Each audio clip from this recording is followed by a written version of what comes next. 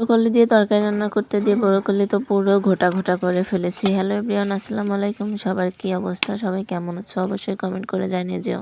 কয়েকদিন যাব তোমাদের সাথে কোনো ভিডিও এডিট করে শেয়ার করতে পারতেছি না, কারণ ফোনে কোনো স্পেসই নেই আর বাড়িতে এত এলোমেলো অবস্থা যে কোনো ভিডিও করার কোনো সুযোগই নাই। এবারের মতো আমার চুলাটা ভেঙে ফেলবে কালকের জন্য আমি রান্না করে ফেলতেছি। এটা ছিল আরও 2-3 দিন আগে করা ভিডিও।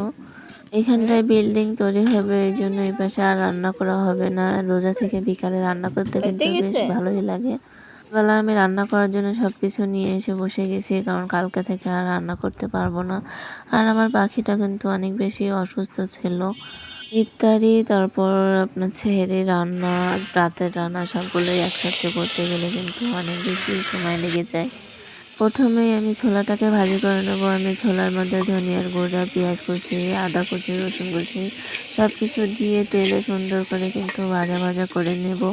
তার আগে কিন্তু আমি মাছ ভেজে নিয়েছি। এবার আমি মশলাটাকে একদম শুকনো শুকনো কড়াইতে দিয়ে পানিটা বানিয়ে নেব। তারপরে তেল দেবো, তাহলে কিন্তু সময়টা কম লাগে ভাজা ভাজা করতে। আজকে আমি কুমড়ো বড়ি দিয়ে মাছ ভুনা করব। আর মাছ হচ্ছে খয়রা মাছ ছিল। এই দেখুন পাশের কি অবস্থা, রান্নাঘর কিন্তু ভেঙেই ফেলছে। নিজে হাতে কুমড়ো বড়ি বানাইছিলাম, কিন্তু কুমড়ো বড়িগুলো যে এমন হয়ে যাবে এটা কখনোই চিন্তা করিনি। একটুও নরম হতে চায় না।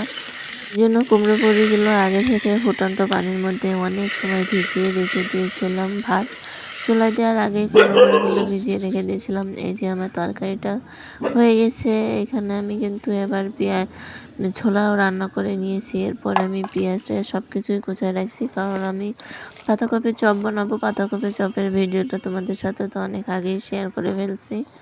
তো একটা বড় ভিডিও করতে গেলে তো পাশাপাশি অনেক ভিডিও দিয়েই একটা বড় ভিডিও তৈরি করতে হয়।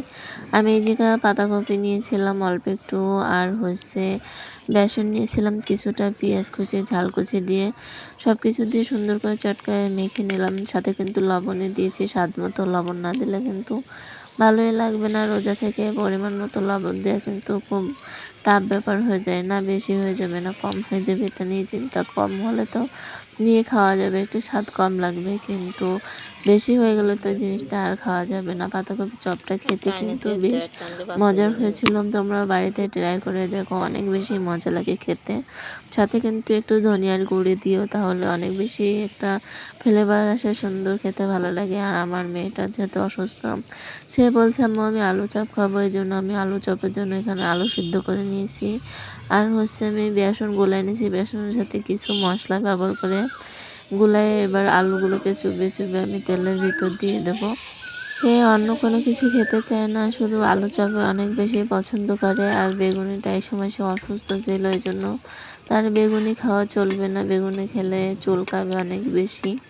তো রোজার সময় ভাজা পোড়াগুলো খেতে কিন্তু বেশ ভালো লাগে, কিন্তু শরীরের অনেক ক্ষতি করে ভাজা পোড়াগুলো।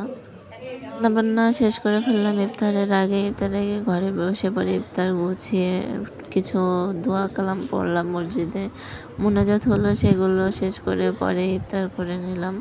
ইফতারিতে ছিল ঠান্ডা শরবত, ছোলা, পেঁয়াজি, আলুর চপ, দই চিড়া। দই চিড়া খেতে কিন্তু বেশ মজা লাগে। আমাদের এদিকে ইফতারিতে দই চিড়া অনেক বেশি খাওয়া হয়। এখানে এক প্লেট ইফতারি তার বড় মা তাকে সাজিয়ে দিয়ে গেছিলো। আমি শরবতটা ভালো করে গুলিয়ে নিয়েছিলাম। এইসব গুল দিয়ে তো দানা দিয়ে শরবত বানিয়েছিলাম। তো ভিডিওটা এই পর্যন্ত শেষ করছি। আল্লাহ হাফেজ।